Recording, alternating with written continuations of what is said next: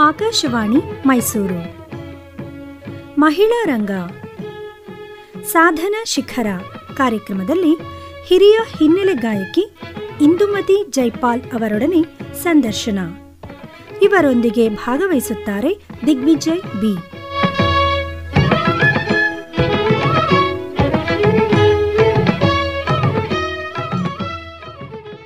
ಕೇಳಿದರೆ ನಮಸ್ಕಾರ. ಇಂದಿನ ಮಹಿಳಾ ರಂಗ ಕಾರ್ಯಕ್ರಮಕ್ಕೆ ತಮ್ಮೆಲ್ಲರಿಗೂ ಆತ್ಮೀಯವಾದಂಥ ಸ್ವಾಗತ. ಇಂದಿನ ಕಾರ್ಯಕ್ರಮದಲ್ಲಿ ಬಹಳ ಅಪರೂಪದ ವ್ಯಕ್ತಿಯನ್ನು ನಾನು ನಿಮಗೆ ಪರಿಚಯ ಮಾಡಿಕೊಡ್ಲಿಕ್ಕಿದ್ದೇನೆ. ಯಾರು ಆ ಅಪರೂಪದ ವ್ಯಕ್ತಿ ಅಂತ ನೀವು ಯೋಚನೆ ಮಾಡ್ತಾ ಇರ್ತೀರಿ. ಅವರೇ ನಮ್ಮ ಇಂದುಮತಿ ಜೈಪಾಲ್ ಅವರು. ಯಾರು ಇದು ಇಂದುಮತಿ ಜೈಪಾಲ್ ಅನ್ನೋ ಯೋಚನೆ ನಿಮ್ಮೆಲ್ಲರ ಒಂದು ಭಾವನೆ. ಆದರೆ ಇವರು ನಮ್ಮ ಹಿರಿಯ ಗಾಯಕಿ, ಹಿನ್ನೆಲೆ ಗಾಯಕಿ ಇಂದುಮತಿ ಜೈಪಾಲ್ ಅವರು. ಭಾಗ್ಯವಂತರು ಚಿತ್ರದಲ್ಲಿ ಟೈಟಲ್ ಟ್ರ್ಯಾಕನ್ನು ಜಾನಕಿ ಅಮ್ಮ ಅವರ ಜೊತೆ ಹಾಡಿದಂಥವ್ರು. ಹಾಗೆ ಬಹಳಷ್ಟು ಚಿತ್ರಗಳಲ್ಲಿ ಹಾಡಿದ್ದಾರೆ. ಗುಜರಾತಿ, ಬೆಂಗಾಳಿ, ಹಿಂದಿ, ತೆಲುಗು, ರಾಜಸ್ಥಾನಿ, ಮಲಯಾಳಂ ಹಾಗೂ ತಮಿಳು, ಹಾಗೆ ಇಂಗ್ಲೀಷ್ ಅಂತೂ ಹಾಡೇ ಹಾಡ್ತಾರೆ. ಈಗ ನೀವು ಕೇಳ್ತಾ ಇದ್ದಾಗೇ ಏನಪ್ಪ ಭಾರತದ ಎಲ್ಲ ಭಾಷೆಯ ಗೀತೆಗಳನ್ನು ಹಾಡ್ತಾರೆ ಅನ್ನೋದು ನಿಮ್ಮ ಕಲ್ಪನೆ. ಈಗ ಹೆಚ್ಚು ನಾನು ಮಾತಾಡೋದು ಬೇಡ, ಅವ್ರನ್ನ ಮಾತಾಡಿಸ್ತಾ ಕಾರ್ಯಕ್ರಮವನ್ನು ಆರಂಭ ಮಾಡ್ತೀನಿ. ಇಂದುಮತಿ ಜೈಪಾಲ್ ಅವರೇ, ನಮಸ್ಕಾರ. ಕಾರ್ಯಕ್ರಮಕ್ಕೆ ಸ್ವಾಗತ. ನಮಸ್ಕಾರ. ನಮಗೆ ಬಹಳ ಸಂತೋಷ. ಇವತ್ತು ಬಹಳ ಹಿರಿಯ ಗಾಯಕರು ಹಾಗೂ ಕನ್ನಡ ಚಿತ್ರದಲ್ಲಿ ಹಳೆಯ ಒಂದು ಗೀತೆಯನ್ನು ಹಾಡಿದವರು, ಹಾಗೆ ನಮ್ಮ PB ಶ್ರೀನಿವಾಸ್ ಅವರ ಜೊತೆ ಹೆಚ್ಚು ಒಡನಾಟಿಕೆಯನ್ನು ಇಟ್ಕೊಂಡಂಥವ್ರು. ಮೇಡಮ್, ನೀವು ಮೂಲತಃ ಎಲ್ಲಿಯವರು? ನಾನು ಹುಟ್ಟಿ ಬೆಳೆದಿದ್ದು ಮತ್ತು ವಿದ್ಯಾಭ್ಯಾಸ ಎಲ್ಲವೂ ಬೆಂಗಳೂರಿನಲ್ಲಿ ಅಭ್ಯಾಸ ಮಾಡಿದ್ರಿ. ಆಮೇಲೆ ಹಲವು ವರ್ಷಗಳಾದ್ಮೇಲಿಂದ ಕುಟುಂಬದ ಜೊತೆ ನಾನು ಅಮೆರಿಕನಲ್ಲಿ ಸೆಟ್ಲ್ ಆದೆ. ಹೆಚ್ಚು ಕಡಿಮೆ ಒಂದು 3 ದಶಕಗಳು ಅಲ್ಲಿದ್ದೆ ನಾನು. ಸುಮಾರು 30 ವರ್ಷಗಳ ಅಮೆರಿಕದಲ್ಲೇ ಇದ್ರಿ? ಹೌದು, ಹೆಚ್ಚು ಕಡಿಮೆ. ಹಾಗಾದ್ರೆ ನೀವು ಅಲ್ಲಿಯ ಪೌರತ್ವವನ್ನು ಪಡ್ಕೊಂಡಿದ್ದೀರಿ? ಹೌದು. ಈಗ ಮೈಸೂರಿಗೆ ಬಂದು ಎಷ್ಟು ವರ್ಷ ಆಯ್ತು? ಮೈಸೂರಿಗೆ ಬಂದು ನಾನು 5 ವರ್ಷ ಆಯಿತು. ನೀವು ಮೈಸೂರು ಆಕ್ಚುಲಿ ಬೆಂಗಳೂರಿನವರು ಮೈಸೂರಿನಲ್ಲಿ ನೆಲೆಸಿದ್ರಿ? ಹೌದು. ಈಗ ಸಂಗೀತದ ಆಸಕ್ತಿ ನಿಮಗೆ ಯಾವ ವಯಸ್ಸಿನಲ್ಲಿ ಶುರು ಆಗಿದ್ದು? ನಾನು ಬಹಳ ಸಣ್ಣ ವಯಸ್ಸಿಂದಾನೇ ನಾನು ಸಂಗೀತ ಹಾಡ್ತಿದ್ದೆ. ಅದಕ್ಕೆ ಶಾಸ್ತ್ರೋಕ್ತವಾಗಿ ಕಲಿಯೋದು ಶುರು ಮಾಡಿದ್ದು ಸುಮಾರು ನನಗೆ 7 ವರ್ಷ ಇತ್ತು. ಮನೇಲಿ ಯಾರಾದ್ರೂ ಹಾಡ್ತಾ ಇದ್ರಾ? ಇಲ್ಲ, ನನಗೆ ನನ್ನ ಫ್ಯಾಮಿಲಿ, ನನ್ನ ಜನರೇಷನ್ಸ್ ಎಲ್ಲ ತುಂಬಾ ಸಂಗೀತ ಕಲ್ತವ್ರು. ನಮ್ಮ ತಂದೆ ಚೆನ್ನಾಗಿ ಹಾಡೋರು ಮತ್ತೆ ಹಾರ್ಮೋನಿಯಂ ನುಡ್ಸೋರು. ನಮ್ಮ ತಾಯಿ ಅವರಿಗೆ ತುಂಬಾ ಬೆಂಬಲ ಕೊಟ್ಟು ಅವ್ರ ಜೊತೆಗೆ ಅವರು ಬರೆಯೋರು. ನಾನು ಬೆಳೀತಾ ನಮ್ಮ ತಾಯಿ ಬರೆದ್ರೆ, ನಮ್ಮ ತಂದೆ ಹಾರ್ಮೋನಿಯಂ ನುಡ್ಸಿದ್ರೆ ನಾನು ಹಾಡ್ತಾ ಇದ್ದೆ. ಅಲ್ಲಿಂದ ಬಂತು. ನನ್ನ ತಮ್ಮ ತಬಲಾ ನುಡ್ಸೋರು, ಗಿಟಾರ್ ನುಡ್ಸೋರು, ಹಾಡೋರು. ನಮ್ಮ ಅಕ್ಕ ಕೂಡ ಅಷ್ಟೇ. ನನ್ನ ಜೊತೆಗೆ ನಾವಿಬ್ರು ಸಂಗೀತ ಅಭ್ಯಾಸ ಬಹಳ ವರ್ಷಗಳು ಒಟ್ಟಿಗೆ ಮಾಡಿದ್ವಿ. ಅಂದ್ರೆ ಇಡೀ ಕುಟುಂಬ ಸಂಗೀತಕ್ಕೆ ಮುಡುಪಾಗಿದ್ದೀರಿ. ನೀವು ಇಡೀ ಕುಟುಂಬದವರು ಈ ಒಂದು ಸಂಗೀತಕ್ಕೆ ಮುಡುಪಾಗಿಟ್ಟಿದ್ದೀರಿ ಅಂದ್ರೆ ವಿಶೇಷ ಕಾರಣ ಏನಾದ್ರು ಇರ್ಬೋದಾ? ಕಾರಣ ಇರ್ಬೋದು. ಸಂಗೀತದ ಮೇಲೆ ಆಸಕ್ತಿ ಒಂದು. ಅದರೊಳಗೆ ಏನೋ ಒಂದು ಸಂತೋಷ, ಸಮಾಧಾನ ಸಿಗುತ್ತೆ. ಅದೊಂದು. ನಮ್ಮ ತಾತ ಮುತ್ತಾತಂದಿರು ತುಂಬಾನೇ ದೊಡ್ಡ ವಿದ್ವಾಂಸರು. ಇವಾಗ ನನ್ನ ಮಗ ತಗೊಂಡಿದ್ದಾನೆ ಅದನ್ನ. ಅಂದ್ರೆ ಆ ಜನರೇಷನ್ ಇಂದ ನೆಕ್ಸ್ಟ್ ಜನರೇಷನ್ ಕಂಟಿನ್ಯೂ ಆಗ್ತದೆ. ಮಗ, ಮೊಮ್ಮಕ್ಕಳು, ನನ್ನ ಸೊಸೆ ಕೂಡ ಆ ತರ ನಮ್ಮ ಫ್ಯಾಮಿಲಿನಲ್ಲೇ ಇರೋದದು. ಮೇಡಮ್, ಈಗ ಸಂಗೀತವನ್ನ ಅಭ್ಯಾಸವನ್ನ 7ನೇ ವಯಸ್ಸಿನಲ್ಲಿ ಶುರು ಮಾಡಿದ್ರಿ. ಆಮೇಲೆ ಹೇಗೆ ಇದು ಒಂದು ಫಿಲಮಲ್ಲಿ ಹಾಡಬೇಕು ಅಂತ ಅನ್ಸಿದ್ದು ಅಥವಾ ಸ್ಟೇಜ್ ಪರ್ಫಾರ್ಮೆನ್ಸ್ ಕೊಡಬೇಕು ಅಂತ ಅನ್ಸಿದ್ದು? ಹೇಗೆ ಶುರು ಆಯಿತು? ಸಂಗೀತಾಭ್ಯಾಸ ಮಾಡ್ತಾ ಇದ್ದೆ. ಸ್ಕೂಲು, ಕಾಲೇಜ್ ಕಾಂಪಿಟೇಷನ್ಸ್ಗೆಲ್ಲ ಹೋಗ್ತಾ ಇದ್ದೆ. ಸ್ಟೇಟ್ ಲೆವೆಲ್ ಕಾಂಪಿಟೇಷನ್ಸ್ ಎಲ್ಲ ಹೋಗ್ತಿದ್ದೆ. ಮತ್ತೆ ನಾನು ಕಾಲೇಜ್ನಲ್ಲಿರುವಾಗ ಆದರ್ಶ ಫಿಲ್ಮ್ ಇನ್ಸ್ಟಿಟ್ಯೂಟ್ ಅಂತ ಬೆಂಗಳೂರಲ್ಲಿ ಒಂದು ಫಿಲ್ಮ್ ಇನ್ಸ್ಟಿಟ್ಯೂಟ್ ಶುರು ಆಯಿತು. ಅದನ್ನ ನೋಡಿ ನಂಗೆ ಬಹಳ ಆಸಕ್ತಿ ಬಂತು. ಅಲ್ಲಿವರೆಗೆ ನಾನು ಫಿಲ್ಮ್ ಅಲ್ಲಿ ಹಾಡಬೇಕು ಅದೆಲ್ಲ ನನ್ನ ಮನಸ್ಸಲ್ಲಿ ಏನು ಬಂದಿರಲಿಲ್ಲ. ಆ ಫಿಲ್ಮ್ ಇನ್ಸ್ಟಿಟ್ಯೂಟ್ ಅಂತ ನೋಡಿದ ತಕ್ಷಣ ನಾನು ಹೋಗಿ ಇಂಟರ್ವ್ಯೂ ಕೊಟ್ಟು ಆಡಿಷನ್ ಅಲ್ಲಿ ಪಾಸ್ ಆಗಿ ಫಸ್ಟ್ ಬ್ಯಾಚ್ ಅಲ್ಲಿ ನಾನು ಅಲ್ಲಿ ಭರ್ತಿ ಆದೆ. ರಾಜನ್ ನಾಗೇಂದ್ರ ಅವರು ನಮ್ಮ ಗುರುಗಳಾಗಿದ್ರು. ಅದು ಡಿಪ್ಲೊಮಾ ಕೋರ್ಸ್ ಆಗಿತ್ತಾ? ಅದೊಂದು ಡಿಪ್ಲೊಮಾ ಕೋರ್ಸ್. ಅಂದ್ರೆ ಈ ಒಂದು ಏನು ಇನ್ಸ್ಟಿಟ್ಯೂಟ್ಗೆ ನೀವು ಜಾಯಿನ್ ಆದ್ಮೇಲೆ ನಿಮಗೆ ಚಿತ್ರರಂಗದ ನಂಟು ಸ್ವಲ್ಪ ಬೆಳೀತು ಅಂತ ಕಾಣುತ್ತೆ, ಹೌದಾ? ಆವಾಗಲೇ ನನಗೆ ಪ್ರತಿಯೊಂದು ಅರ್ಥ ಆಗಿದ್ದು ಅದೇ ಟೈಮಲ್ಲೇ. ಅಲ್ಲಿವರೆಗೂ ಸುಮ್ಮನೆ ಚಿತ್ರಗೀತೆ ಕೇಳೋದು, ಹಾಡೋದು, ಕಾಂಪಿಟೇಷನ್ ಅಲ್ಲಿ ಅದೆಲ್ಲ ಬೇರೆ. ನಾನು ಇಲ್ಲಿ ಬಂದು ಅಭ್ಯಾಸ ಮಾಡುವಾಗ ಅದ್ರದ್ದು ಏನು ಅಂತ ಒಂದು ಆವಾಗ ಅರ್ಥ ಆಯ್ತು. ಅದು ಎಷ್ಟು ಕಷ್ಟ ಇದೆ ಹಾಡೋದು, ಯಾವ ತರ ಹಾಡ್ಬೇಕಾದ್ರೆ ನಮ್ಗೆ ಸ್ಟುಡಿಯೋ ತರ ಕೊಟ್ಟು ಅಲ್ಲಿ ಹಾಡ್ಸೋರು. ಆವಾಗೆಲ್ಲ ಕ್ಯಾರೋಕೆ ಅದೆಲ್ಲ ಏನಿರ್ಲಿಲ್ಲ. ಹಾಡ್ಬೇಕಿದ್ರೆ ಲೈವ್ ಬ್ಯಾಂಡ್. ರಾಜನಾಗೇಂದ್ರ ಅವರು ಅಲ್ಲಿಂದ ಮ್ಯೂಸಿಷಿಯನ್ಸ್ ನ ಕರ್ಕೊಂಡ್ಬರೋರು ನಮ್ಗೆ ಟ್ರೈನ್ ಮಾಡಕ್ಕೆ, ತರಬೇತಿ ಕೊಡಕ್ಕೆ. ಅವಾಗ ಅವ್ರಗಳ ಜೊತೆಗೆ ನಾವು ಕಲ್ತ್ ಹಾಡೋದು ಅದೊಂದು ತುಂಬಾ ದೊಡ್ಡ ವಿಷಯ ಆಗಿತ್ತು. ಅಲ್ಲಿ ಹೇಗ್ ಹಾಡ್ಬೇಕು, ಅವರು ಡೈರೆಕ್ಟ್ ಮಾಡ್ಬೇಕು, ನಮ್ಮ ಮುಂದೆ ನಿಂತ್ಕೊಂಡು ಪ್ರತಿಯೊಂದನ್ನು ನಾವು ಅವ್ರು ಹೇಳಿದ್ದೆಲ್ಲ ಫಾಲೋ ಮಾಡಬೇಕು. ಒಂದು ಹಾಡಲ್ಲಿ ಒಂದು ಸಂಗತಿ ಅಂದ್ರೆ ಅದೇ ತರ ಬರ್ಬೇಕು, ನನಗ್ ಬಂದಿದ್ದ ತರ ನಾನು ಹಾಡ ಹಾಗಿಲ್ಲ, ಇದೆಲ್ಲ ನಾವು ತುಂಬಾ ಕಲ್ತ್ವಿ. ಆ ನಂತರ ನೀವು ಭಾಗ್ಯವಂತರ ಚಿತ್ರದಲ್ಲಿ ಹಾಡ್ತೀರಿ, ಅದ್ರ ಬಗ್ಗೆ ಒಂದು ನೆನಪು? ಅವಾಗ ಡಿಪ್ಲೊಮಾ ಎಲ್ಲ ಆಗಿತ್ತು. ಮನೆಯಲ್ಲಿ ಒಂದ್ಸಲ ಇರುವಾಗ ಫೋನ್ ಕಾಲ್ ಬಂತು. ರಾಜನ್ ಅವ್ರು ಫೋನ್ ಮಾಡಿದ್ರು, ಇಂಥ ದಿವ್ಸ ಮೆಡ್ರಾಸ್ಗೆ ಬನ್ನಿ ಅಂತ ಹೇಳಿದ್ರು ಅಷ್ಟೇ. ನಾವು ಹೋದ್ವಿ. ಅಲ್ಲಿ ಹೋದಾಗ ಹಾಡ್ ತೆಗೆದು ಪ್ರಾಕ್ಟೀಸ್ ಕೊಟ್ರು. ಆಮ್ದ ಸರಿ ನೀವು ರೆಸ್ಟ್ ಮಾಡಿ, ನೀವು ನಾಳೆ ಸ್ಟುಡಿಯೋಗೆ ಬನ್ನಿ ಅಂತ ಕರ್ಸ್. ಅಲ್ಲಿಂದ ಆ ಸ್ಟುಡಿಯೋ ಎಂಟರ್ ಆಗೋದು ಒಂದು ಶುರು ಆಯ್ತು. ಜಾನಕಿ ಅಮ್ಮ ಅವರ ಜೊತೆ ಹಾಡಿದ್ದು ಆ ಸಂಬಂಧ ಬಹಳ ಬೇರೆ. ಆ ಪ್ರೀತಿ, ಆ ಮುಗ್ಧತೆ, ಆ ಭಾವನೆ ತುಂಬಾ ಬೇರೆ. ಬಹಳ ಸಂತೋಷ ಮೇಡಮ್. ಭಾಗ್ಯವಂತರು ಚಿತ್ರದಲ್ಲಿ ತುಂಬಾ ಹಳೆಯ ಚಿತ್ರ. ಅವಾಗ ಎಷ್ಟು ವಯಸ್ಸು ನಿಮಗೆ? 19-20 ವರ್ಷ ಇರ್ಬೋದು. ಆಮೇಲೆ ಅದನ್ನ ಕಂಟಿನ್ಯೂ ಮಾಡ್ಲಿಕ್ಕೆ ಆಗ್ಲಿಲ್ವಾ ನೀವು? ಕಂಟಿನ್ಯೂ ಮಾಡಕ ಅವಾಗೆಲ್ಲ ಮದ್ರಾಸ್ಗೆ ಹೋಗಿ ನಾವಲ್ಲಿ ಸೆಟ್ಲ್ ಆಗ್ಬೇಕಿತ್ತು, ಅದು ಆಗ್ಲಿಲ್ಲ. ಅದರಿಂದಾಗಿ ಅದು ಓದ್ತಾ ಇದ್ದೆ. ಅಭ್ಯಾಸ ಬಿಡಕ್ ನಮ್ ತಾಯಿ ಒಪ್ಲಿಲ್ಲ, ಓದ್ಬೇಕು, ವಿದ್ಯೆ ಇರ್ಬೇಕು ಅಂತ. ಹಾಗಾಗಿ ನನ್ನ ಮದ್ರಾಸಲ್ಲಿ ನಾನು ಸೆಟಲ್ ಆಗಕ್ ಆಗ್ಲಿಲ್ಲ. ಅದೊಂದು ಅಷ್ಟೊತ್ತಿಗೆ ವಿದ್ಯಾಭ್ಯಾಸ ಮುಗೀತು, ಮದ್ವೆ ಆಯ್ತು, ಬೇರೆ ಲೈನ್ ಆಗೋಯ್ತದು. ನಿಮ್ಮ ಯಜಮಾನರು ಕೂಡ ಈ ಸಂಗೀತದ ಬಗ್ಗೆ ಆಸಕ್ತಿ ಉಳ್ಳವರ? ಹೌದು, ತುಂಬಾ ಆಸಕ್ತಿ ಇತ್ತು ಅವ್ರಿಗೆ. ತುಂಬಾ ಚೆನ್ನಾಗಿ ಹಾಡೋರು, ಮತ್ತೆ ಬರೆಯೋರು, ರಚನೆ ತುಂಬಾ ಚೆನ್ನಾಗಿರ್ತಿತ್ತು ಅವ್ರದ್ದು. ಮೇಡಮ್, ಈಗ ನಿಮ್ಮ ಒಂದು ಸುಮಧುರ ಕಂಠಸಿರಿಯಲ್ಲಿ ಯಾವ್ದಾದ್ರು ಒಂದು ಗೀತೆ ನಮಗೆ ಕೇಳಿಸ್ಬೋದಾ? ಯಾವ ಭಾಷೆದು? ಕನ್ನಡದ ಕೇಳಿಸ್ತೀರಾ? ಫಸ್ಟ್ ಕನ್ನಡ ಕೇಳಿಸ್ತೀನಿ. ಖಂಡಿತ. ಈ ಹಾಡು ನನಗೆ ತುಂಬಾ ಇಷ್ಟ, ರಾಜನಾಗೇಂದ್ರ ಅವ್ರ ಸಂಗೀತ. ಒಂದು 2 ಲೈನ್ ಹಾಡ್ತೀನಿ. ಹಾಡಿ. ಆಕಾಶ ದೀಪವು ನೀನು, ನಿನ್ನ ಕಂಡಾಗ ಸಂತೋಷವೇನು. ಆಕಾಶ ದೀಪವು ನೀನು, ನಿನ್ನ ಕಂಡಾಗ ಸಂತೋಷವೇನು. ಆ ನೋಟದಲ್ಲಿ ಹಿತವೇನು, ಮರೆಯಾದಾಗ ನೋವೇನು. ಆಕಾಶ ದೀಪವು ನೀನು, ನಿನ್ನ ಕಂಡಾಗ ಸಂತೋಷವೇನು. ಮೇಡಮ್, ಕನ್ನಡ ಭಾಷೆಯನ್ನು ಬಿಟ್ಟು ಬೇರೆ ಭಾಷೆಗಳಲ್ಲೂ ಕೂಡ ಹಾಡಿದಿರಿ? ಅಂದರೆ ನಾನು ಬೇರೆ ಭಾಷೆಯಲ್ಲಿ ಚಲನಚಿತ್ರದಲ್ಲಿ ಹಾಡಿಲ್ಲ, ಪ್ರೈವೇಟ್ ಹಾಡಿದ್ದೀನಿ. ಬೆಂಗಾಲಿನಲ್ಲಿ ಮಾತ್ರ ತುಂಬಾ ಸ್ಟೇಜ್ ಪ್ರೋಗ್ರಾಮ್ಸ್ ಕೊಟ್ಟಿದ್ದೀನಿ, ಬೆಂಗಾಲಿನಲ್ಲೂ ಹಾಡಿದ್ದೀನಿ.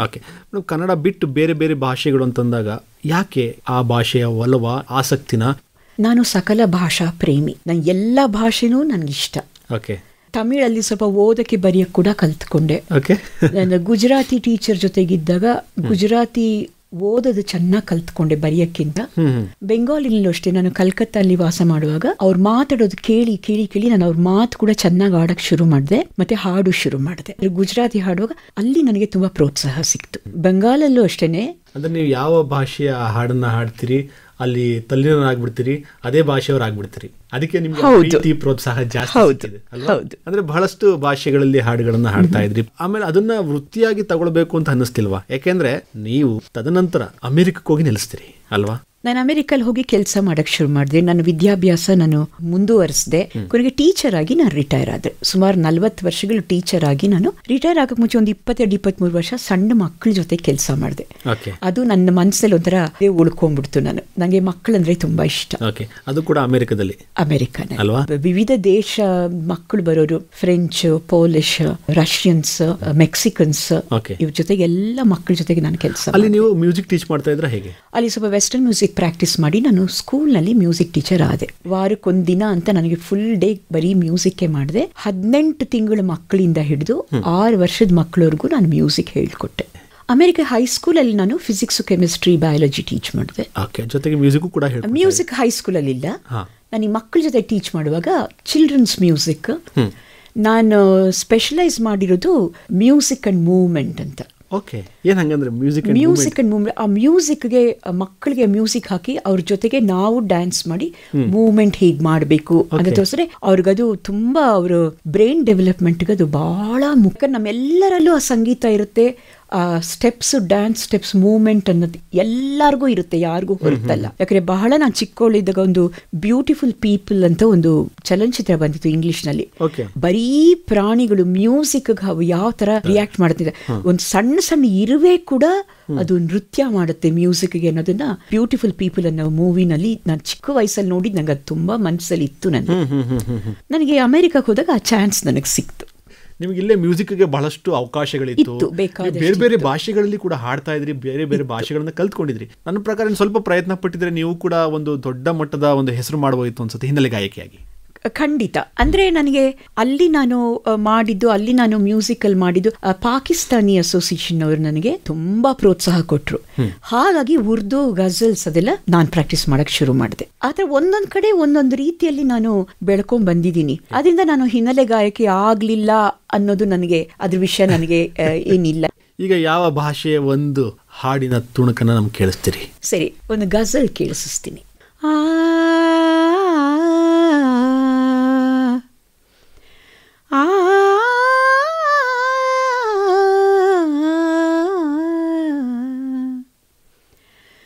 एक न एक शम्मा अंधेरे में जलाइए रखिए,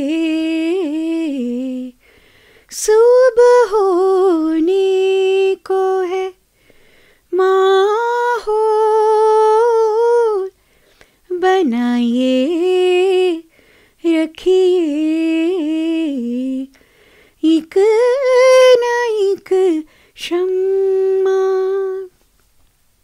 कौन जाने कि वो किस राह गुजर पर गुजरे,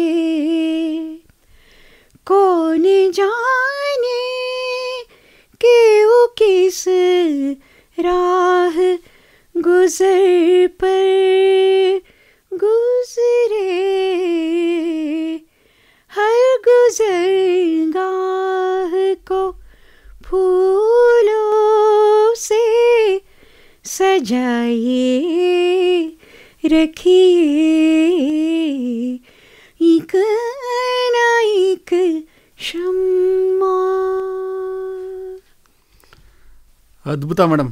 ನಿಮ್ಮನ್ನ ಹಾಡ್ತಿರೋದು ಕೇಳ್ತಾ ಇದ್ರೆ ಮಾತಾಡ್ಸೋದು ಯಾಕೆ, ಬರೀ ಹಾಡ್ಸೋಣ ಅನ್ಸುತ್ತೆ. ನನಗನ್ಸೋದು ನೀವು ಅಲ್ಲಿ ಕೂಡ ಬಹಳಷ್ಟು ಕ್ಷೇತ್ರಗಳಲ್ಲಿ ಕೆಲಸ ಮಾಡಿ ಅಲ್ವಾ, PhD ಕೂಡ ಮಾಡಿದ್ರಿ ಅನ್ಸುತ್ತೆ. Brain development of children from 0 to 8 years. Okay, doctorate ತಗೊಂಡಿದ್ದೀನಿ. ಹೌದು. ಆಮೇಲೆ ಈಗ ಒಂದು 5 ವರ್ಷದಿಂದ ಏನು ಮೈಸೂರಿನಲ್ಲಿ ನೆಲೆಸಿದಿರಿ. ಯಾಕೆಂದ್ರೆ ನಿಮ್ಮ ಒಂದು ಸಂಗೀತದ ಜ್ಞಾನ ನಮ್ಮ ಇಲ್ಲಿಯ ಮಕ್ಕಳಿಗೆ ನನಗೂ ಅದೃಷ್ಟನೇ. ಯಾಕಂದ್ರೆ ನನಗೆ ಮೈಸೂರು ತುಂಬಾ ಇಷ್ಟವಾಗಿರೋ ಒಂದು ಊರು. ಇನ್ನೊಂದೇನು, ನನಗೆ ಇಲ್ಲಿ ಬಂದ್ರೆ ಇಲ್ಲಿ ಜನಗಳು ಅವ್ರು ಮಾತಾಡೋ ರೀತಿ ಇದೆಲ್ಲ ನನಗೆ ತುಂಬಾ ಇಷ್ಟ ಆಯ್ತು ನನಗೆ. ಆಮೇಲೆ ಇಲ್ಲಿ ನನಗೆ ಒಂದ್ ಸ್ವಲ್ಪ ಆ ಕಲ್ಚರ್ನ ಮುಂದುವರಿಸೋದು ಒಂದು ಪ್ರೋತ್ಸಾಹ ಸಿಕ್ತು. ಅದಕ್ಕೆ ನಮ್ಮ ಮನೆಯಲ್ಲೇ ನಾನಿವಾಗ ವಾಯ್ಸ್ ಕಲ್ಚರ್ ಮತ್ತೆ ವಾಯ್ಸ್ ಮಾಡ್ಯುಲೇಷನ್, ಯಾವ ತರ ನಾವು ಮೈಕ್ ಇಟ್ಕೋಬೇಕು, ನಾವು ಯಾವ ತರ ಹಾಡಬೇಕು, ಯಾವ ತರ ಎಕ್ಸ್ಪ್ರೆಷನ್ ಕೊಡ್ಬೇಕು. ಯಾಕಂದ್ರೆ ಚಲನಚಿತ್ರ ಗೀತೆಗಳು ಹಾಡೋದು ತುಂಬಾ ಕಷ್ಟ. ಇವಾಗ ಎಲ್ಲ ತುಂಬಾ ಹವ್ಯಾಸಿ ಗಾಯಕರಿದ್ದಾರೆ. ಅವ್ರಿಗೆ ಗೊತ್ತಿಲ್ಲ ಪಾಪ, ಅವರು ಕಲ್ತಿಲ್ಲ ಚಿಕ್ಕ ವಯಸ್ಸಲ್ಲಿ.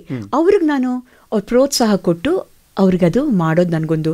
ಅಲ್ಲ ಮೇಡಮ್, ನೀವು ಬಹಳ ಚೆನ್ನಾಗಿ ಹೇಳಿದ್ರಿ ವಾಯ್ಸ್ ಕಲ್ಚರ್ ಬಗ್ಗೆ ಮಾತಾಡಿದಾಗ. ಈಗಿನ ಜನ್ರೇಷನ್ ಹೆಂಗ್ ಆಗ್ಬಿಟ್ಟಿದೆ ಅಂತ ಹೇಳಿದ್ರೆ, ಫಾಸ್ಟ್ ಫುಡ್ ತರ ಎಲ್ಲ ಫಾಸ್ಟ್ ಆಗಿ ಸಿಗ್ಬೇಕು ನಮಗೆ. ಹೌದು. ಈಗ ನನ್ನ ಮಗನ ನಾನು ಮ್ಯೂಸಿಕ್ ಕಲಿಸ್ತೀನಿ ಅಂತ ಹೇಳಿದ್ರೆ ನಾಳೆನೇ ಒಂದು ಸಿಂಗರ್ ಆಗಬೇಕು ಅನ್ನುವ ಕಲ್ಪನೆ ನಮ್ಮ ಪೋಷಕರಲ್ಲಿ. ಎಲ್ಲ ಮಕ್ಕಳು ಕೂಡ ಕಲ್ಚರಲ್ ಆಕ್ಟಿವಿಟೀಸ್ ಅಲ್ಲಿ ಬಹಳ ಭಾಗವಹಿಸ್ತಾ ಇದ್ದಾರೆ. ಪೋಷಕರು ಏನು ಅವರ ಒಂದು ಕಲ್ಪನೆ, ನನ್ನ ಮಕ್ಕಳು ಮೇನ್ ಸ್ಟ್ರೀಮಿಗೆ ಬಂದ್ಬಿಡ್ಬೇಕು, ಜಲ್ದಿ ಫೇಮ್ ತಗೊಬೇಕು, ನೇಮ್ ತಗೊಬೇಕು ಅನ್ನುವ ಕಲ್ಪನೆ. ಅಷ್ಟು ಸುಲಭ ಅಲ್ಲ ಅದು. ಇವತ್ತು ಶುರು ಮಾಡಿದ್ರೆ ನಾಳೆ ಅದು ಕಂಪ್ಲೀಟ್ ಆಗುತ್ತೆ ಅನ್ನೋದಲ್ಲ, ನಿರಂತರ ಕಲಿಕೆ. ಆ ನಿಟ್ಟಿನಲ್ಲಿ ನೀವು ಅದನ್ನ ಟೀಚ್ ಮಾಡ್ತಾ ಇದ್ದೀರಿ ಅಲ್ವಾ? ಅದ್ರ ಬಗ್ಗೆ ಹೇಳಿ. ನಾನು ಯಾವಾಗ್ಲೂ ಹೇಳೋದವ್ರಿಗೆ ಏನಂತಂದ್ರೆ, ಚಪ್ಪಾಳೆಗಳು ನಿಮ್ಗೆ 1000 ಸಿಗುತ್ತೆ, ಬೆಂತಟ್ಟೋರು ಒಬ್ರಿದ್ರು ಸಾಕು ಅಂತ ನನ್ನ ಅನಿಸಿಕೆ. ಅದು ಬಹಳ ಚೆನ್ನಾಗಿ ಹೇಳಿದ್ರಿ. ಸಂಗೀತ ಅನ್ನೋದು ಅದು ಎಲ್ಲರಿಗೂ ಬರೋ ವಿದ್ಯೆ ಅಲ್ಲ. ಅದು ಖಂಡಿತವಾಗ್ಲು ಸಂಗೀತನ ಅದು ಗಂಟ್ಲ ಜೊತೆಗೆ ಇರೋ ಇದು ಸಂಬಂಧ. ಅದು ಎಲ್ಲರಿಗೂ ಬರಲ್ಲ. ಆದ್ರೆ ಕೆಲವ್ರಿಗೆ ಆಸಕ್ತಿ ಇರೋರಿಗೆ ಪ್ರಯತ್ನ ಮಾಡಿದ್ರೆ ಖಂಡಿತ ಬರುತ್ತೆ ಅಂತ ನನ್ನ ಅನಿಸಿಕೆ. ಬರದೇ ಇಲ್ಲ ಅಂತ ಹೇಳಕ್ಕಾಗಲ್ಲ. ಅದೇ ಒಂದು ಮಾತಿದೆ, ಕಲೆನ ಎಲ್ಲರೂ ಆಯ್ಕೆ ಮಾಡ್ಕೋತಾರೆ, ಆದ್ರೆ ಕಲೆ ಆಯ್ಕೆ ಮಾಡ್ಕೊಳ್ಳೋದು ಒಬ್ಬರನೋ ಇಬ್ಬರನೋ. ಹೌದು, ಅದು ಕೂಡ ಒಂಥರ ದೇವರ ಒಂದು ಆಶೀರ್ವಾದ. ನಿಜ. 64 ಕಲೆಗಳಲ್ಲಿ ಮೊದಲನೇ ಕಲೆನೇ ಸಂಗೀತ, 2ನೇ ಕಲೆ ನೃತ್ಯ, ಆಮೇಲಿಂದ ಒಂದೊಂದೊಂದೊಂದು ಬರುತ್ತೆ. ಆಮೇಲೆ 3ನೇದು ವಾದ್ಯ. ಹಾಡುಗಾರಿಕೆ is number 1, tops the list 64 arts ಅಲ್ಲಿ. ಓಕೆ, ಬಹಳ ಚೆನ್ನಾಗಿ ಹೇಳಿದ್ರಿ. ಈಗ ನಮ್ಮ ಕೇಳುಗರಿಗೆ ಯಾವ ಭಾಷೆ ಗೀತೆ ಕೇಳಿಸ್ಲಿಕ್ಕಿದ್ದೀರಿ? ರಾಜಸ್ಥಾನಿ ಮೀರಾ ಭಜನ್ಸ್ ಎಲ್ಲ ರಾಜಸ್ಥಾನಿಲಿರೋದು. ಓಕೆ, ತುಂಬಾ ಹೆಚ್ಚು ರಾಜಸ್ಥಾನಿ ಮೀರಾ ಭಜನ್ಸ್ ಹಾಡಿದಿರಿ ಅಂತ ಅನ್ಸುತ್ತೆ ತಾವು, ಹೌದಾ? ನಾ ತುಂಬಾ ಪ್ರೋಗ್ರಾಮ್ಸ್ ಕೊಟ್ಟಿದ್ದೀನಿ. ಓಕೆ, ಪ್ಲೀಸ್ ಹಾಡಿ ಮೇಡಮ್. थाने काई बोल सुनावा, थाने काई बोल सुनावा, मारा सारा सारा गिरधारी, थाने काई बोल सुनावा. सुंदर बदन जोवता साजन, थारी छवि बलहारी, मारे आंगण मां शाम पधारो, मंगल गावा नारी, ओ मंगल गावा नारी. मारा सारा सारा गिरधारी, पूरब जन्मरी प्रीत पुराणी, पूरब जन्मरी प्रीत पुराणी, जावना गिरधारी, मारा सारा गिरधारी, थाने काई बोल सुनावा. ಮೇಡಮ್, ನೀವು ಹಾಡಿದ್ದು ರಾಜಸ್ಥಾನಿ, ಆದರೆ ಆ ಭಾಷೆಯ ನಮಗೆ ಅರಿವಿಲ್ಲ. ಆದರೆ ಸಂಗೀತದ ಒಲವಿದೆಯಲ್ಲ, ಆ ಸಂಗೀತ ನಮ್ಮನ್ನು ಎಲ್ಲೋ ಕರ್ಕೊಂಡು ಹೋಗ್ಬಿಡುತ್ತೆ. ಹಾಡಿನ ಸಾರಾಂಶ ಅರ್ಥ ಆಗಿಲ್ಲ ಅಂದ್ರೂ ಕೂಡ ಆ ಸಂಗೀತದ ಸಾರಾಂಶ ನಮ್ಮನ್ನು ಮುಗ್ಧವಾಗಿ ಮಾಡಿಬಿಡುತ್ತೆ. ಯಾವುದೇ ಯೋಚನೆ ಇಲ್ದಂಗೆ ಆ ಒಂದು ಮ್ಯೂಸಿಕ್ ಲೋಕಕ್ಕೆ ಕರೆದು ಹೋಗುತ್ತೆ. ಬಹಳ ಸಂತೋಷ. ಒಂದೊಂದು ಭಾಷೆಯಲ್ಲಿ ಒಂದೊಂದು ಮಧುರತೆ ಇರುತ್ತೆ, ಖಂಡಿತವಾಗ್ಲು ಒಂದೊಂದು ಸ್ವಾದ ಇರುತ್ತೆ. ಹೌದು, ಅಷ್ಟೇನೆ. ಓಕೆ, ಈಗ ಮಾತಾಡಿಸ್ತಾ ನಿಮ್ಮನ್ನ ನಮ್ಮ ಆಕಾಶವಾಣಿಯ ನಂಟಿನ ಬಗ್ಗೆ ಮಾತಾಡೋಣ. ನಿಮಗೆ ಆಕಾಶವಾಣಿ ನಂಟು ಇವತ್ತಿಂದ ಅಲ್ಲ, ಇದು ಬಹಳ ವರ್ಷಗಳಿಂದ ಇದೆ. ಆ ನಂಟು ಏನು ಅಂತ ನಮ್ಮ ಕೇಳುಗರು ಕಾಯ್ತಾ ಇದ್ದಾರೆ. ಆಕಾಶವಾಣಿಯ ಬಗ್ಗೆ ಏನ್ ಹೇಳ್ತಾರೆ ಅಂತ ಹೇಳಿ. ಯಾಕೆಂದ್ರೆ ನೀವು ಬೆಂಗಳೂರು ಆಕಾಶವಾಣಿಯಲ್ಲಿ ಬಹಳಷ್ಟು ಕಾರ್ಯಕ್ರಮ ಕೊಟ್ಟಿದ್ದೀರಿ, ದಯಮಾಡಿ ಹೇಳಿದ್ರ ಬಗ್ಗೆ. ಹೌದು, ಆಕಾಶವಾಣಿ ಬೆಂಗಳೂರು ಅದೊಂಥರ ನನಗೆ ಎರಡನೇ ಮನೆ ಆಗಿತ್ತು ನನಗದು. ಯಾಕಂದ್ರೆ ನಮ್ಮ ತಾಯಿ ಡಾಕ್ಟರ್ ಆಗಿದ್ರು, ಅವ್ರನ್ನ ಕರೆದು ತರ ಸಂದರ್ಶನ ಎಲ್ಲ ತುಂಬಾ ಮಾಡೋರು ತಾಯಿಗೆ. ಡಾಕ್ಟರ್ ಸೀತಾ ಜೈಪಾಲ್ ಅಂತ. ಆಮೇಲಿಂದ ಸರೋಜಮ್ಮ ಅಂತ ಒಬ್ರು, ಆವಾಗ್ಲಿಂದಾನೆ ಸ್ವಲ್ಪ ಅವ್ರು ಈ ಬಾಲ್ ಜಗತ್ತೆಲ್ಲ ನಡೆಸೋರು. ಅವರು ನಮ್ಮ ತಾಯಿ ತುಂಬಾ ಪರಿಚಯ ಆಯ್ತು. ಅವ್ರು ಹೇಳಿ, ನಿಮ್ ಮಕ್ಳಿದಾರಲ್ಲ ಕರ್ಕೊಂಬನ್ನಿ ಬಾಲ್ ಜಗತ್ಗೆ ಅಂತ. ಆತರ ನಮ್ಮ ಅಮ್ಮ ಒಂದಷ್ಟು ಜನ ಮಕ್ಕಳನ್ನೆಲ್ಲ ಕೂಡಿಸ್ಕೊಂಡು ಕರ್ಕೊಂಡು ಹೋದ್ರು ನಮ್ನ ಅಲ್ಲಿ. ಅಲ್ಲಿ ನಾನೊಂದು ಪದ್ಯ, ನಂದು ಫಸ್ಟ್ ಪದ್ಯ ಬಂದ್ಬಿಟ್ಟು, ಕುಟುಕು ಕುಟುಕು ಕಾಲನಿಟ್ಟು ಕುಂಟ ನಡೆದನು. ಬಾಲ ಜಗತ್ತಲ್ಲಿ ಅವಾಗ ನನಗೆ 8 ವರ್ಷ ಆಯ್ತಾ. ಅದಾದ್ಮೇಲಿಂದ ನಾವು ಹೋಗಿ ಬರೆದು ಬಾಲ್ ಜಗತ್ ಕಾರ್ಯಕ್ರಮ ತುಂಬಾ ಸರ್ವೇ ಸಾಮಾನ್ಯ ಆಗೋಯ್ತು ನಮ್ಗೆ. ಅದೊಂದು ನೀವು ಹೇಳದಾಗ್ಲಿ ಎರಡನೇ ಮನೆ, ಹೋಗೋದು ಬರೋದಾಗೋಗಿತ್ತು. ಎಲ್ಲಿ ಹೋಗ್ತೀರಾ? All India radio. ಓಕೆ, ಹಂಗಾಯ್ತು. ಆಮೇಲಿಂದ ಮಕ್ಕಳನ್ನ ಅಷ್ಟೂ ಪ್ರೀತಿಯಾಗಿ ಮಾತಾಡ್ಸರು, ಸರೋಜಮ್ಮ ಅಂತ ಹೇಳಿ ಅವ್ರ ಹೆಸರು. ಅವ್ರು ಇನ್ನ ನನಗೆ ಚೆನ್ನಾಗಿ ನೆನಪಿದೆ. ಆಮೇಲೆ ಹೀಗೆ ಬೆಳೀತಾ ಬೆಳೀತಾ ನಾನೇನ್ ಮಾಡಿದೆ, ನಾನು ಸ್ವಲ್ಪ ಸಂಗೀತ ಮಾಡ್ಕೊಂಡು ಸ್ಕೂಲಲ್ಲಿ ಟೀಚರ್ ಆದಾಗ ಅಲ್ಲಿ ಮಕ್ಕಳನ್ನೆಲ್ಲ ಸೇರಿಸಿ ನಾಟಕಗಳು ಬರೀತಾ ಇದ್ದೆ. Christmas time, new years time, ಈ ಟೈಮಲ್ಲಿ ನಾಟಕಗಳಿಗೆ ಬರೆದು ಅವ್ರನ್ನ ಮನೆಗೆ ಕರೆಸಿ ಪ್ರಾಕ್ಟೀಸ್ ಮಾಡಿ ಅವ್ರನ್ನೆಲ್ಲ ನಾನ್ ಬಾಲ್ ಜಗತ್ತಕ್ಕೆ ಕರ್ಕೊಂಡು ಹೋಗ್ತಿದ್ದೆ. ಒಂದೊಂದು ಸ್ಟೇಜ್ ಹೇಳ್ತಾ ಇದ್ದೀನಿ ನಾನು. ಅದಾಯ್ತು. ಆಮೇಲಿಂದ ಇನ್ನ ಮತ್ತೆ ಕಾಲೇಜ್ದಾಗ ಅವಾಗ ಮ್ಯೂಸಿಕ್ ಕಾಂಪೋಸಿಷನ್ ನಮ್ಮ ತಾಯಿ ಬರೆಯೋರು, ನಮ್ಮ ತಂದೆ ನಾ ಹೇಳಿದ್ನಲ್ಲ ನಾ ಹಾಡ್ತಿದ್ದೆ ಅಂತ. ಆ ಮ್ಯೂಸಿಕ್ ಎಲ್ಲರೂ ಅವ್ರವ್ರ ಭಾಷೆ ಅವ್ರವ್ರ ಮತದಲ್ಲಿ ಎಷ್ಟೋ ಇತ್ತು ಹಾಡುಗಳು. ಅವಾಗ ನಾವು ಹೋಗಿ ಕೇಳಿದ್ವಿ, ನಮ್ಮ ಮತದವ್ರಿಗೆ, ಕ್ರೈಸ್ತರಿಗೆ ನೀವೊಂದು ಏನಾದ್ರೂ ಒಂದು ನಮಗೆ ಮಾಡಬೇಕು ಅಂತ. ಆವಾಗ ಸ್ಟೇಷನ್ ಡೈರೆಕ್ಟರ್ ಬಂದ್ಬಿಟ್ಟು ಮೀರಾ ಮಜುಮ್ದಾರ್ ಅಂತ ಇದ್ರು. ಕೊನೆಗೆ ಅವ್ರ ಹತ್ರ ಮಾತಾಡಿ ಆಗ್ಲಿ ಕೊಡೋಣಂತೆ, ನೀವಿಗೆ ಕಲ್ತಿದ್ದೀರಾ ಸಂಗೀತ ಇದೆಲ್ಲ ಹೇಳಿ. ಆಗ್ಲಿ ನಾನು ಶಾಸ್ತ್ರೋಕ್ತವಾಗಿ ಕಲ್ತಿದ್ದೀನಿ. ಆಡಿಷನ್ ಎಲ್ಲ ಮಾಡಿದ್ರು, ಅಪ್ರೂವ್ ಆಯ್ತು. ಆವಾಗಿಂದ ಸನ್ನುತಿ ಗೀತೆ ಪ್ರೋಗ್ರಾಮ್ ಆರಂಭ ಆಯ್ತು. ಅದು ಫಸ್ಟ್ ಆರಂಭ ಮಾಡಿದ್ದು ನಂದು ಫಸ್ಟ್ ಸಾಂಗ್. ಅದು ನಮ್ ತಾಯಿ ಬರ್ದಿದ್ದು, ಮ್ಯೂಸಿಕ್ ಕಾಂಪೋಸಿಷನ್ ನಂದು, ರಾಗ ಕಲಾವತಿ. ಖಂಡಿತ ನಾಪ್ಕ ಇದೆ. ಒಂದೆರಡು ಲೈನ್ ಹಾಡಿ ಹಾಗಾದ್ರೆ. ದೇವಸುತನಂ ಮನೋಹರನಂ ಪಾಡಿ ಮುದದಿ ಕೊಂಡಾಡಿ ಕರುಣವರನಂ ಪಾವನಾತ್ಮ ಮರಿಯ ಕುವರ ಭಕ್ತ ಪೋಷಿತ ಶಿಷ್ಟ ರಕ್ಷಕ ವಂದೇ ದೇವಾ ವಂದೇ ದೇವಾ ದೇವಸುತನಂ ಮನೋಹರನಂ ಪಾಡಿ ಮುದದಿ ಕೊಂಡಾಡಿ ಕರುಣವರನಂ. ಅದ್ಭುತ. ನೋಡಿ, ನಿಮಗೆ ಮೇಡಮ್ ಎಷ್ಟು ವರ್ಷ ಆಗಿರ್ಬೋದು ಇದು? ಸುಮಾರು 50 ವರ್ಷ. 50 ವರ್ಷ ದಾಟದಲ್ಲೇ ಹಾಡು ಇನ್ನೂ ನೆನಪಿದೆ ನಿಮಗೆ? ಅದು ಮರೆಯಲ್ಲ ನಾನು. ನನ್ಗದು ತುಂಬಾ, ನಾನು ದೇವ್ರನ್ನ ಕೊಂಡಾಡದೆ, ತುಂಬಾ ಕೋಟಿ ಕೋಟಿ ನಮಸ್ಕಾರ ಹಾಕ್ದೆ ನಾನು. ಯಾಕಂದ್ರೆ ಆ ಥರದೊಂದು ಬೇಕಿತ್ತು ನಮಗೆ. ಆಮೇಲಿಂದ ತುಂಬಾ ಜನ ಗ್ರೂಪ್ಸ್ ಬಂದ್ರು. ಮೊದಲು ನಿಮ್ಮದೇ ಅಂತ ಆಗಿದೆಯಲ್ಲ ಈಗ ಅಲ್ವಾ? ಮೊದಲನೇ ದಿನ 6:45 ಬೆಳಗ್ಗೆ, ಇಯರ್ ನಾಪಕ ಬರ್ತಾ ಇಲ್ಲ ನನಗೆ, 6:30 ಬೆಳಗ್ಗೆ ಇಂದುಮತಿ ಅಂಡ್ ಪಾರ್ಟಿ ಸನ್ನುತಿ ಗೀತೆ ಅಂತ ಅನೌನ್ಸ್ ಮಾಡಿದಾಗ ಆ ವಯಸ್ಸಲ್ಲಿ ನನಗೆ ಎಷ್ಟು ಸಂತೋಷ ಆಗಿರ್ಬೋದು, ನೀವೇ ಹೇಳಿ. ಹಾಗಾದ್ರೆ ನಿಮಗೆ ಒಂದು ಆಕಾಶವಾಣಿ ಅನ್ನುವಂಥದ್ದು ಒಂದು ವೇದಿಕೆಯಾಗಿ ನಮ್ಮನ್ನ ಖಂಡಿತವಾಗ್ಲೂ ಆಕಾಶವಾಣಿ ವೇದಿಕೆಗೆ ನನ್ನ ಸಹಸ್ರ ನಮಸ್ಕಾರಗಳು. ಸತ್ಯವಾಗ್ಲು ಅದು ದೂರದರ್ಶನ್ ಕೂಡ ಬಂತು. ದೂರದರ್ಶನಲ್ಲೂ ಪರ್ಫಾರ್ಮ್ ಮಾಡಿದೆ ನಾನು. ಆವಾಗ ನನ್ನ ಮಗ 8 ವರ್ಷದ ಮಗ, ಅವನು ಎಷ್ಟು ಚೆನ್ನಾಗಿ ಹಾಡು ಅಂದ್ರೆ, ಒಂದು ದೂರದರ್ಶನ ಕಾರ್ಯಕ್ರಮದಲ್ಲಿ ಒಂದು ಸಾಂಗ್ಗೆ ನನ್ನ ಮಗನ ಜೊತೆಗೆ ನಾನು ಹಾಡ್ದೇನು. ಚಿಕ್ಕದು ನನ್ನನ್ನೇ ನೋಡ್ಕೊಂಡು ಹಾಡ್ದ. ಅವಾಗ ನಂಗೆ ಅದ್ ನೆನಪಿದೆ. ಬಹಳ 50 ವರ್ಷಗಳ ಹಳೆಯ ನೆನಪುಗಳನ್ನ ನೀವು ಆಕಾಶವಾಣಿಯಲ್ಲಿ ಬಿಚ್ಚಿಡ್ತಾ ಇದ್ದೀರಿ. ಬಹಳಷ್ಟು ಭಾಷೆಗಳಲ್ಲಿ ಆಡ್ತೀರಿ. ಆ ಭಾಷೆಯ ಪ್ರೀತಿ, ಸಂಗೀತದ ಮೇಲೆ ಇರುವಲ್ವಂತಹ ಆ ಪ್ರೀತಿ ಇದೆಯಲ್ಲ, ಆ ಪ್ರೀತಿನೇ ನಿಮ್ಮನ್ನ ಇಷ್ಟು ಜೀವಂತಿಕೆಯಾಗಿ ಇನ್ನೂ ಕೂಡ ಸಂಗೀತದಲ್ಲಿ ಉಳಿಸ್ಕೊಂಡಿದೆ. ಆಮೇಲೆ ಈಗಲೂ ಕೂಡ ಬಹಳಷ್ಟು ಸಂಗೀತದ ವಿಚಾರಗಳಲ್ಲಿ ಬಹಳಷ್ಟು ಕೆಲಸಗಳು ಮಾಡ್ತಾ ಇದ್ರಿ ತಾವು. ಈಗ ಮೈಸೂರಿಗೆ ಬಂದು ಕೂಡ ನೀವು ಸುಮ್ಮನೆ ಇಲ್ಲ ನೀವು, ಯಾಕೆಂದ್ರೆ 30-40 ವರ್ಷಗಳ ನಿಮ್ಮ ಈ ಸುದೀರ್ಘವಾದ ಸೇವೆಯಲ್ಲಿ 30 ವರ್ಷ ಆಲ್ಮೋಸ್ಟ್ ಅಮೆರಿಕದಲ್ಲಿ ಕಳೆದ್ರಿ. ಅದರ ಹಿಂದೆ ಗೀತದ ಬಗ್ಗೆ ಕೆಲಸ ಮಾಡ್ತಾ ಇದ್ರಿ. ಅದಾದ್ಮೇಲೆ 4-5 ವರ್ಷ ಆಯ್ತು ಮೈಸೂರಿಗೆ ಬಂದು ನೀವು. ಆದ್ರೂ ಕೂಡ ನಿಮ್ಮ ಸಂಗೀತದ ಒಲವು, ಸಂಗೀತದ ಕೆಲಸ, ಸಂಗೀತದ ಬಗ್ಗೆ ರಿಸರ್ಚ್ ಏನಿದೆ ಮುಂದುವರಿತಾ ಇದೆ ಅಲ್ವಾ? ಅದ್ರ ಬಗ್ಗೆ ಹೇಳಿ. ಸಂಗೀತ ಬಂದು ನನ್ನ ಜೀವ, ಅದು ನನ್ನ ಜೀವಾಳ ಅಂತ ಹೇಳಬೇಕು. ನಾನು ಪ್ರತಿನಿತ್ಯ ಎದ್ದು ನನ್ನ ಡಿವೋಷನ್ನು ಅದು ಮಾಡಿ, ನನ್ನ ಮನೆಯಲ್ಲಿ ಸಂಗೀತ ಹೋಗ್ತಾನೆ ಹಾಡ್ತಾನೆ ಇರುತ್ತೆ. ಅದಕ್ಕೆ ಎಂಡಿಲ್ಲ. ನಾನು ಮಲಗುವಾಗ ಮಾತ್ರ ಆವಾಗ ಒಂದ್ಸಲ ಆಫ್ ಆಗುತ್ತೆ. ಅದ್ರ ಜೊತೆಗೆ ನಾನು ಚಲನಚಿತ್ರ ಗೀತೆಗಳು ಕೇಳ್ತೀನಿ, ಭಕ್ತಿಗೀತೆಗಳು ಕೇಳ್ತೀನಿ, ಮತ್ತು ಗಜಲ್ಸ್ ಕೇಳ್ತೀನಿ, ಎಲ್ಲ ಭಾಷೆದೂ ಕೇಳ್ತೀನಿ ನಾನು. ಅದರಿಂದ ನನಗೆ ಎಷ್ಟೋ ಇವಾಗ ಒಂಥರ ವಯಸ್ಸಾಗ್ತಾ ಇನ್ನು ಐಡಿಯಾಸ್ ನನಗೆ ಜಾಸ್ತಿ ಬರ್ತಾ ಇದೆ ಹೊರತು ಅದನ್ನು ಕಡಿಮೆ ಆಗಿಲ್ಲ. ಇದಿದ್ರೆ ಹೀಗೆ ಮಾಡ್ಬೋದು ಅಂತ. ಇವಾಗ ವಾಯ್ಸ್ ಕಲ್ಚರ್ ಅಂತ ಹೇಳಿದೆ, ಅದಕ್ಕೆಲ್ಲ ನಾನು ಯಾವುದು ಕಾಪಿ ಮಾಡಿಲ್ಲ, ನನಗೆ ಯಾವ ಬುಕ್ ಇಲ್ಲ, ಇನ್ನೊಂದು ಲೈಬ್ರರಿ ಇಲ್ಲ.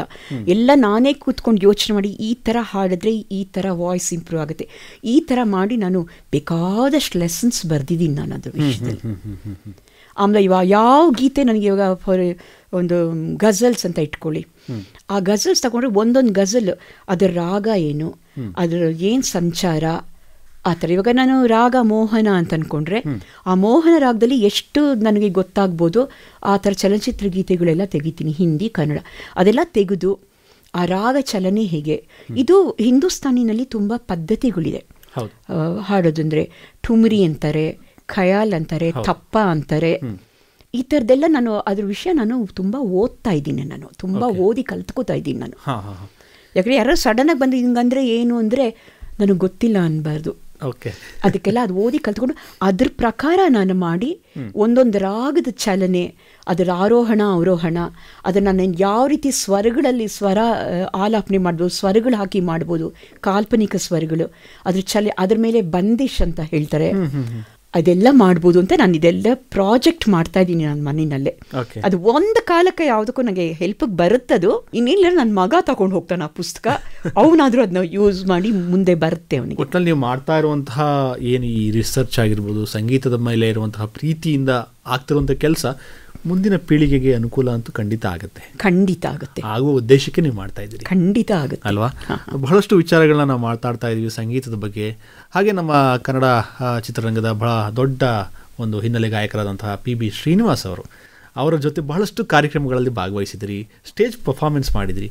ಏನಾದರೂ ನೆನಪಾಗುತ್ತೆ ಅಂದರೆ ನೆನಪು ಹೇಳ್ಬೋದಾ ನಮಗೆ? ಖಂಡಿತ ನೆನಪಾಗುತ್ತೆ.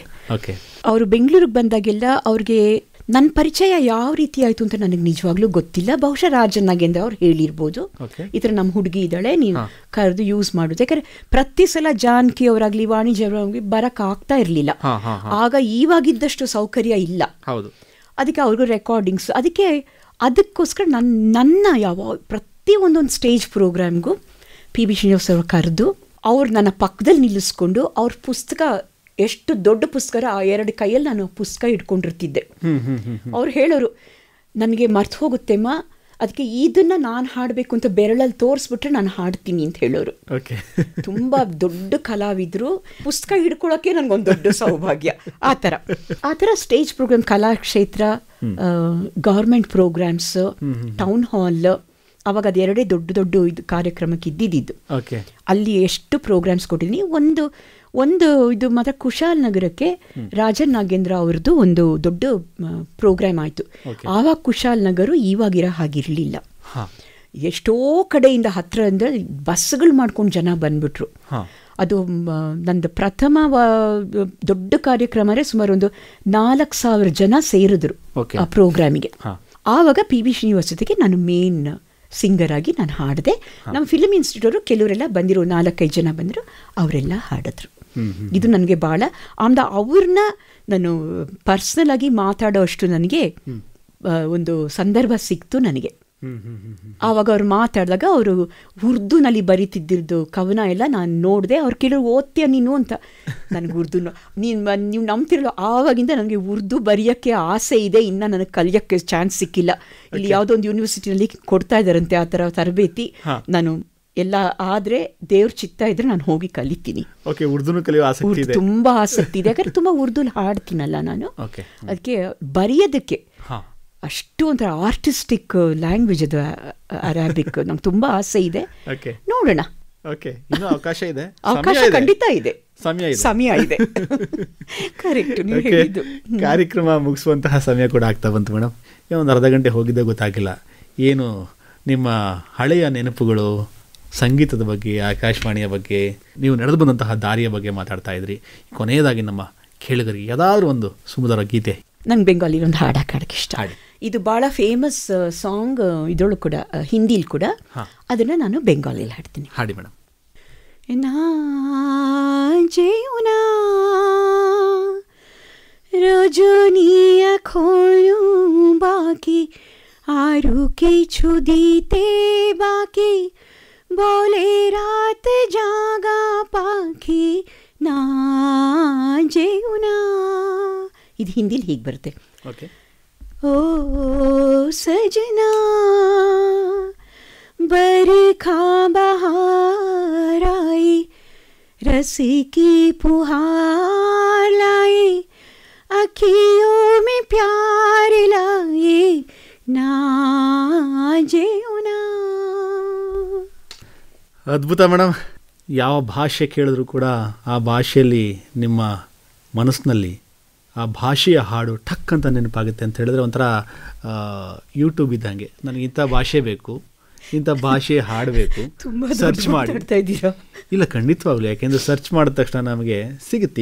ಈಗಿನ ಜನ್ರೇಷನ್ಗೆ ನಮಗೆ ಟಿಪ್ ಆಫ್ ಇದರಲ್ಲಿ ಸಿಕ್ಬಿಡುತ್ತೆ, ಏನು ಯಾವ ಹಾಡು ಬೇಕು, ಯಾವ ಭಾಷೆದು ಬೇಕು ಅಂಥೇಳಿ. ನೀವು ಕೂಡ ನಮಗೆ ಇಂಥ ಭಾಷೆ ಬೇಕು, ಇಂಥ ಹಾಡು ಬೇಕು ಅನ್ನೋ ತಕ್ಷಣ ಹಾಡ್ತಾ ಇದ್ದೀರಿ ಮೇಡಮ್. ನಿಮ್ಮ ಒಂದು ಕಲೆ ನಿಜವಾಗಲೂ ಆ ಸರಸ್ವತಿ ಬಹಳ ಚೆನ್ನಾಗಿ ಒಲ್ದಿದ್ದಾಳೆ. ನಿಮ್ಮ ಸಾಧನೆ ಹಾದಿ ಹೀಗೆ ಮುಂದುವರಿಲಿ. ಬಹಳಷ್ಟು ಕೆಲಸಗಳು ಮಾಡ್ತಾ ಇದ್ದೀರಿ ಸಂಗೀತದ ಬಗ್ಗೆ, ನಮ್ಮ ಮುಂದಿನ ಜನ್ರೇಷನ್ಗೆ ಕೊಡುವಂತಹ ಕೆಲಸಗಳು ಮಾಡ್ತಾ ಇದ್ದೀರಿ, ರಿಸರ್ಚ್ ಮಾಡ್ತಾ ಇದ್ದೀರಿ. ಅದು ಹೀಗೆ ಮುಂದುವರಿತಾ ಇರಲಿ. ನಿಮ್ಮನ್ನು ಆಕಾಶವಾಣಿ ಕರೆಸ್ಕೊಂಡು ಇಷ್ಟೊತ್ತು ಮಾತಾಡಿಸ್ಲಿಕ್ಕೆ ನಮಗೆ ಸಿಕ್ಕಂತಹ ಒಂದು ಸೌಭಾಗ್ಯ ಅಂತ ಹೇಳ್ತಾ ಇಷ್ಟೊತ್ತು ಕಾರ್ಯಕ್ರಮದಲ್ಲಿ ಭಾಗವಹಿಸಿ ಧನ್ಯವಾದಗಳು. ನಮಸ್ಕಾರ. ನೀವಿಷ್ಟು ತಾಳ್ಮೆಯಿಂದ ಕೇಳಿದ್ರಲ್ಲ ನನ್ನ ಮಾತು, ನಿಮಗೆ ನಮಸ್ಕಾರ.